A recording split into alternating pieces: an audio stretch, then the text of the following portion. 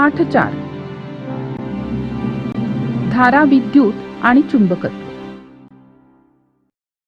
अणूंमध्ये electron म्हणजेच ऋणप्रभारित कण आणि प्रोटॉन म्हणजे धनप्रभारित कण असतात आणि त्यामुळे एकंदरीत वस्तू विद्युतदृष्ट्या उदासीन असते. पण तरीही त्यामध्ये अणू असल्याने ऋणप्रभार आणि धनप्रभार असतोच आणि म्हणून आपल्याला असं म्हणता येईल की आपल्या सभोवतालच्या वस्तूंमध्ये विद्युत प्रभार भरपूर प्रमाणात भरून राहिलेला असतो. चल विद्युत एका वस्तूवरून दुसऱ्या वस्तूवर स्थानांतरित होते, हा ऋणप्रभार आहे. चल ऋणप्रभारित कणांना आपण इलेक्ट्रॉन असं म्हणतो. एखाद्या सुवाहकामधील इलेक्ट्रॉन्सना जर गती देऊन वाहतं केलं तर आपल्याला धारा विद्युत मिळते. जेव्हा ढगातून जमिनीवर वीज पडते तेव्हा मोठा विद्युत प्रवाह वाहतो. तर कोणतीही संवेदना आपल्याला मेंदूकडे जाणाऱ्या सूक्ष्म विद्युत प्रवाहानी होते. घरामध्ये तारांमधून, विजेच्या बल्बमधून विद्युत प्रवाह वाहतो.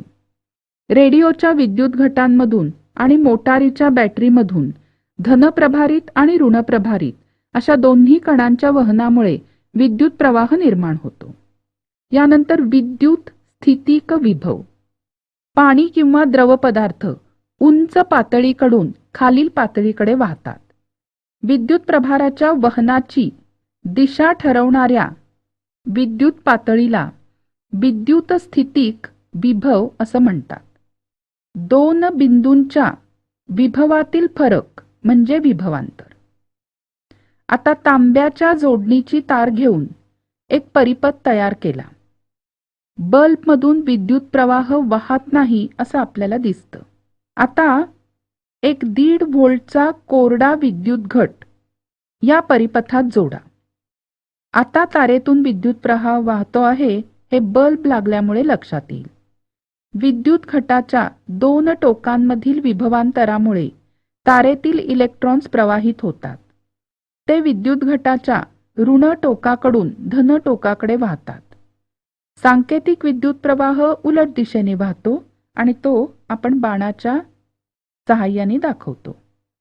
पहिल्यांदा विद्युत घट नसल्यामुळे कोणतेही विभवांतर नाही म्हणून विद्युत प्रवाह वाहत नाही आणि परिपथात विद्युत घट लावला की विभवांतर निर्माण होतं आणि स्थिर विद्युत प्रवाह व्हायला लागतो. विभवांतराचं एकक आहे SI पद्धतीत व्होल्ट.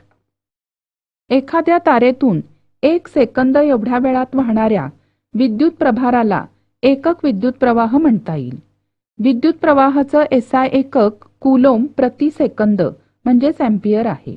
विद्युत प्रवाह ही अदिश राशी आहे. यानंतर विद्युत घट. एखाद्या परिपथामध्ये सतत विद्युत प्रभाराचा प्रवाह निर्माण करण्यासाठी एका स्रोताची गरज असते आणि हा स्रोत म्हणजे विद्युत घट. विविध तऱ्हेचे विद्युत घट आज उपलब्ध आहेत आणि त्यांचं मुख्य कार्य म्हणजे 2 टोकांमधील विभवांतर कायम राखणं. विद्युत घटांचे काही प्रकार याप्रमाणे. कोरडा विद्युत घट हा रेडिओ संचात भिंतीवरील घड्याळात वापरला जातो. याची रचना याप्रमाणे असते. बाहेर बाजूला असलेलं जस्त धातूचं आवरण म्हणजे घटाचं ऋणटोक. याच्या आतमध्ये अजून एक आवरण असतं आणि या 2 आवरणांमध्ये विद्युत अपघटनी भरलेली असते. विद्युत अपघटनीमध्ये धनप्रभारित आणि ऋणप्रभारित आयन असतात. त्यांच्या मार्फत विद्युत वहन होते. ही अपघटनी म्हणजे झिंक क्लोराईड आणि अमोनियम क्लोराईड यांच्या ओल्या मिश्रणाचा लगदा असतो. घटाच्या मध्यभागी एक ग्राफाइट कांडी असते. हे आहे घटाचं धन टोक. कांडीच्या बाहेरच्या भागात मॅंगनीज डायऑक्साईडची पेस्ट असते आणि या सर्व रासायनिक पदार्थांच्या रासायनिक अभिक्रियेद्वारे दोन्ही टोकांवर म्हणजे ग्राफाइटच्या कांडीवर आणि जस्ताच्या आच्छादनावर विद्युत प्रभार तयार होतो आणि तो परिपथातून वाहतो. यामध्ये ओलसर लगदा वापरल्यामुळे रासायनिक अभिक्रिया मंदपणे चालते. हे विद्युत घट वापरायला सोयीचे असतात कारण ते उभे आडवे तिरपे कसेही ठेवून सहजपणे वापरता येतात. यानंतर लेड आम्ल विद्युत घट. या प्रकारचे घट विद्युत विमोचन झाल्यावर पुन्हा विद्युत प्रभारित करता येतात.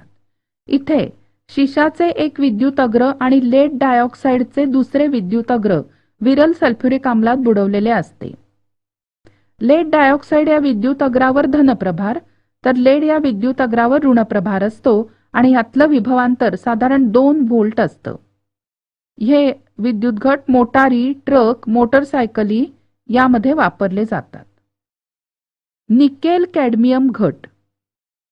जी साधनं इकडून तिकडे न्यावी लागतात अशा साधनांसाठी हे विद्युत घट वापरतात.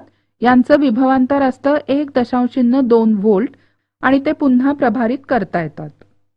अजून एक घट म्हणजे लिथियम आयन विद्युत घट. हे स्मार्टफोन, लॅपटॉप यासाठी वापरतात आणि ते पुन्हा प्रभारित करता येतात. यामध्ये निकेल कॅडमियम घटापेक्षा जास्त विद्युत ऊर्जा साठवली जाते. यानंतर विद्युत परिपथ.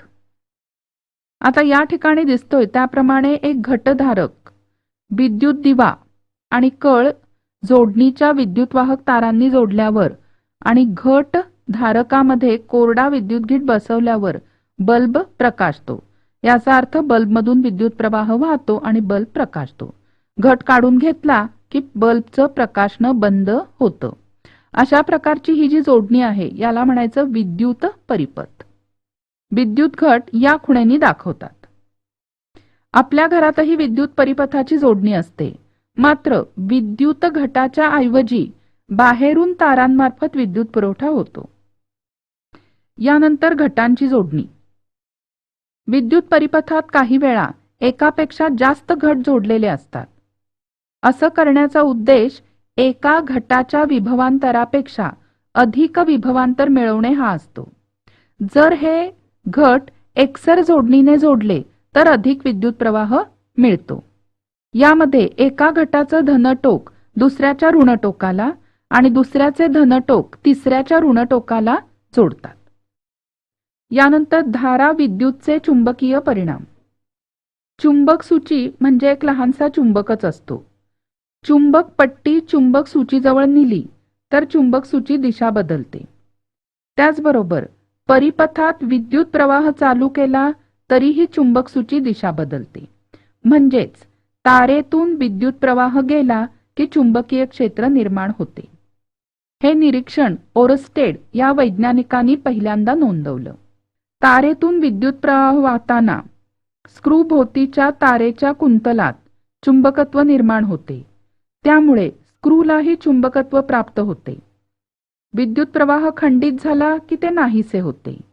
कुंतल आणि स्क्रू या संहितेला विद्युत चुंबक म्हणतात. यानंतर बघूया विद्युत घंटा. यात तांब्याची तार एका लोखंडी तुकड्यावर गुंडाळलेली असते. हे कुंतल विद्युत चुंबक म्हणून कार्य करते.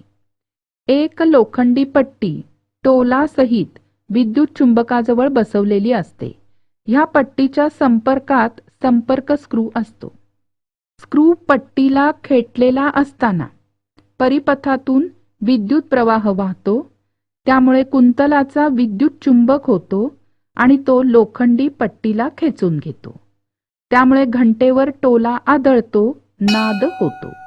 मात्र त्याचवेळी संपर्क स्क्रूचा लोखंडी पट्टीशी संपर्क तुटतो आणि परिपथातील विद्युत प्रवाह खंडित होतो. यावेळेला विद्युत चुंबकाचे चुंबकत्व नाहीसे होते. मग लोखंडी पट्टी पुन्हा मागे येऊन संपर्क स्क्रूला चिकटते. पुन्हा विद्युत प्रवाह सुरू होतो आणि पुन्हा वरील क्रियेने टोला घंटेवर आदळतो.